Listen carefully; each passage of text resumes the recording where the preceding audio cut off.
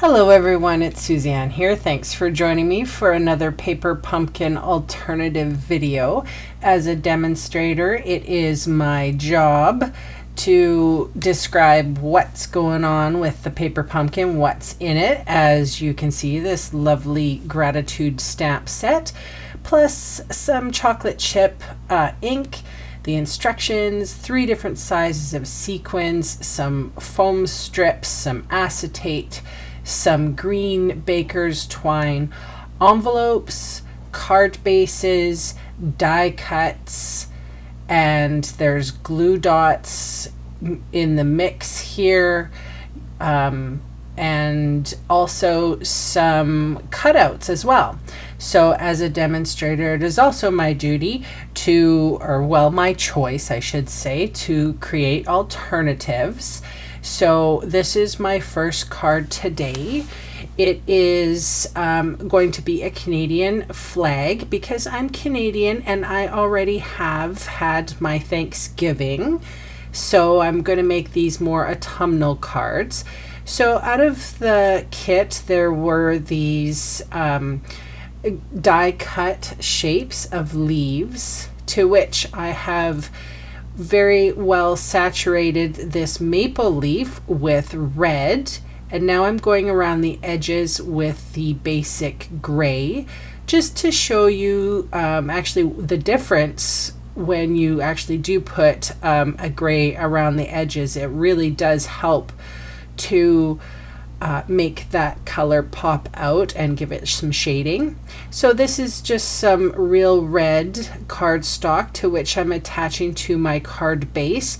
This is the note card, so it's a little bit smaller. I think it's 3 1/4 by 5. That was my kitty, sorry. I'm just keeping on going like nothing happened. So I cut off the excess. I stamped hello with black ink. I have popped up my maple leaf with foam strips, and that is the card. Of course, I had to add some Wink of Stella glitter brush pen. And there you go, card number 1 done. So card number 2 is my Argyle card, again with the sponging, and this is with the chocolate chip ink and a little piece of sponge. And I am just going around the edges of the die cut squares that came in the kit, and you can see how I'm doing that, just very gently, just basically touching the edges. I wanted to create some dimension, and I also wanted to sort of give you a real handle on the sponging thing. I do have a piece of plastic. It just makes the sponge glide over the cardstock better, and I'll show you an example in the future of this video that you can do it with paper as well. I prefer this little plastic sheet because all I have to do is wash it off. It's easy cleanup, and I don't get ink all over my craft mat, which I used to do. I used to put it right on the craft mat, which is fine to do as well, but then I had to constantly clean up. So I will give you one word of warning when you're doing this. You can see how much ink actually is on that plastic. So you do want to make sure that on no matter what surface that you're using, that you wash your hands afterwards. I mean immediately afterwards, before you touch a white card base, because you know you're going to get smudges. And I've been asked many times about how to prevent smudges, and this is one of them. Go wash your hands. So after the ink had dried, I put some fast fuse on it, and again I just eyeballed this. This is a handmade card. It's totally fine to be somewhat off. As I applied these little squares, I'm like, you know, they're gonna be a little crooked, but that's okay. Visually, when you're seeing this, because this is a top folding card, you're going to see it looks great from this angle, but when I turn it on its side, you're going to see I'm a little crooked, and that's okay. It's a handmade card. That's what makes it special. So yeah, I'm just applying these in the pattern that you see here, and I will cut off some bits, and I will use the other edges to fill out any gaps that I have. I'm sorry that my camera is autofocusing. It is sped up and it's a little distracting actually as I watch it doing this voiceover. I just got a new camera, so I'm working on all the bugs. I'll try to see if I can't adjust that autofocus for my upcoming videos. So apologies for that. I'm not a professional videographer. Okay, so on to the card. I have some my T-square ruler. Fantastic. I can see through it, see what I'm doing. I'm eyeballing it. There is no measurement going on here. I'm using my Signo white gel pen. Stampin' Up used to sell these. They don't anymore. I believe you can find them in your craft store. And if you can't find this particular white gel or white Signo pen, you might be able to find a jelly roll pen or something similar. Even, you know, yeah, any kind of white pen, you know, permanent marker. So once the gel pen had dried, I edged the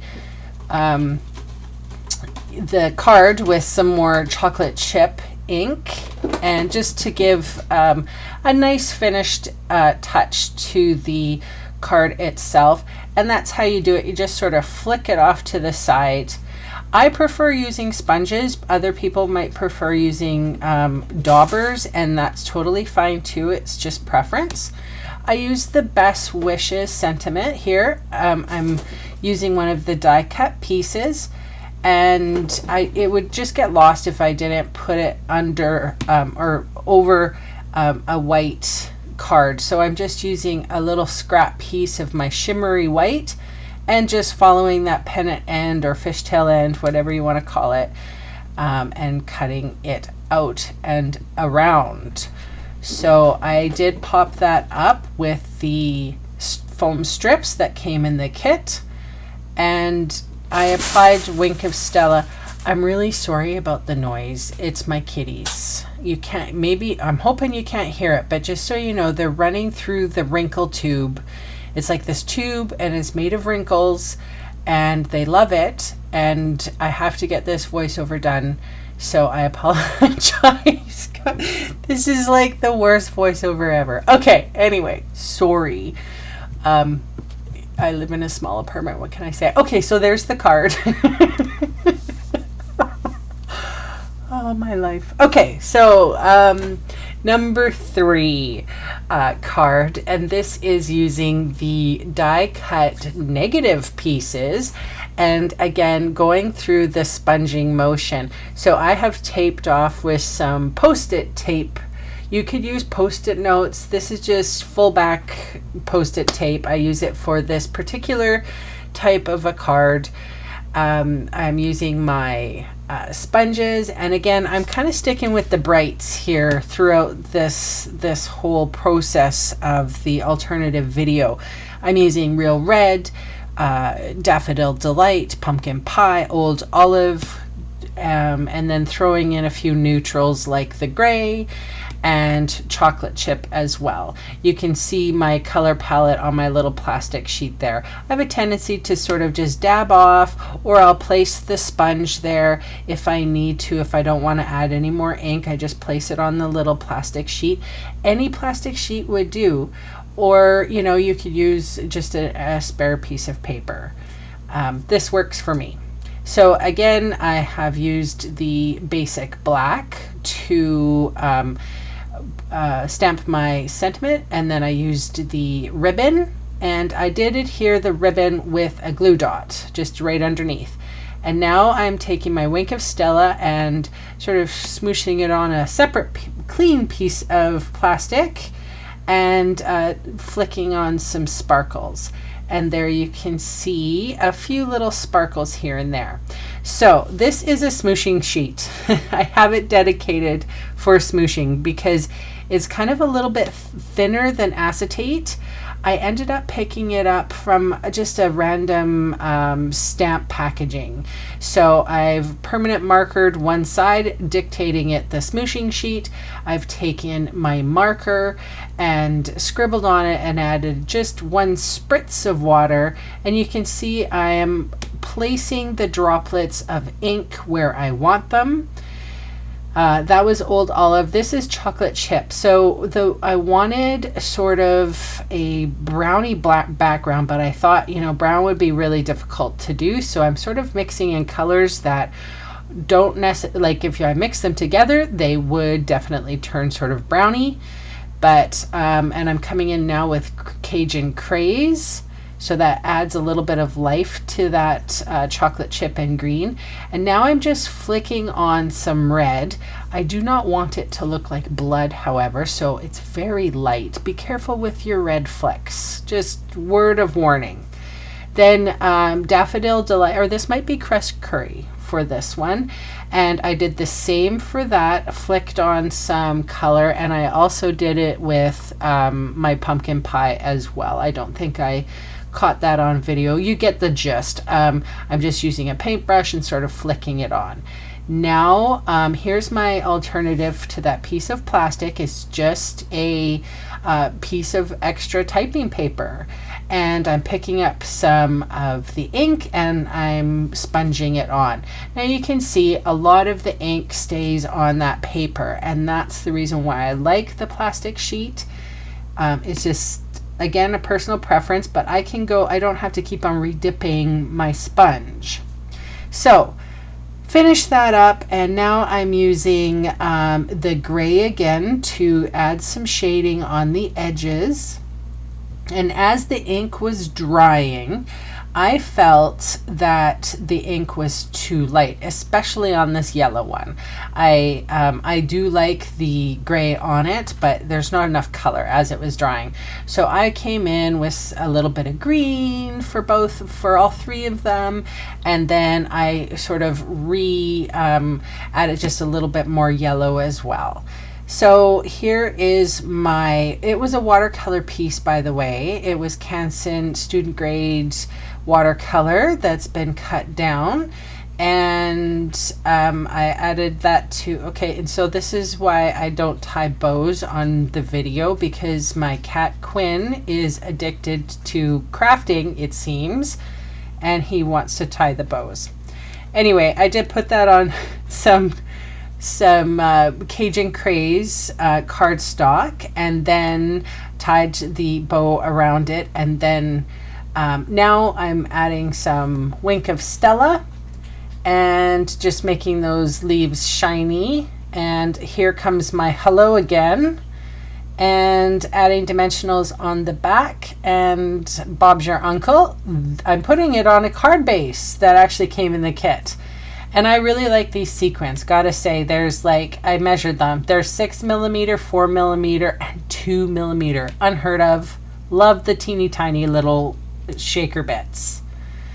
Okay, so this is my last card, fifth and final alternative. I have taken that die cut paper that came in the kit. I am cutting it down. And then I'm using the square stamp in the kit. I think it's supposed to look like leaves or whatever, but I'm doing an old mixed media trick here. We have a tendency when we're doing mixed media not to put a stamp on a block. We just sort of curl it up so that we only get bits and pieces of it. I did not want it completely square. I wanted it random. I wanted it just to sort of give a very faint background. And that's how you do that. So again, with the sponging, I guess this whole pumpkin kit is more about the sponging this time around.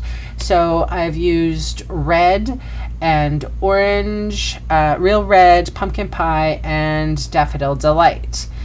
And I did go over it this time with the chocolate chip to create a lovely bit of shadowing. And I think I did brighten up these colors again just to make sure, because it's on this like corrugated paper almost, and sometimes the color was hard to actually get into, and I wanted it pretty deep and rich. So here I go again, yeah, adding some more red and some more orange and some more yellow, and I can add that right over top of the chocolate chipped edge. It doesn't hurt it at all. So here comes the negative die cut pieces. I'm starting with the the maple leaf in the front, in the middle. I gotta call it Canadian leaf, right? It's our flag.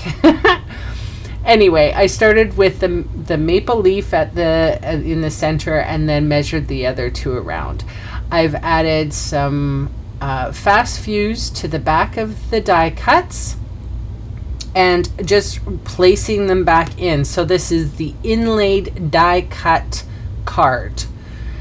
That is the actual name of the technique. So I did add some sequins, and it took me a while to figure out where I wanted them, and I'm not even 100% positive that I like the placement here, but there was a couple of boo-boos. I got inky fingers on that white cardstock, so I had to put them where I did. So yeah, it's just a happy accident. Now I'm taking the Wink of Stella all over that corrugated white part of the card, and I am liberally applying it. Earlier on, I had squeezed some of my Wink of Stella out on a piece of plastic, and so it's running very freely now. So I'm running with it. Got the football, running the football field with it. So I am using a hello, that is the basic black, and I did let that sit for quite some time on the cardstock so that it stayed. So these are my 5 alternatives. None of them are shakers. Surprise, surprise.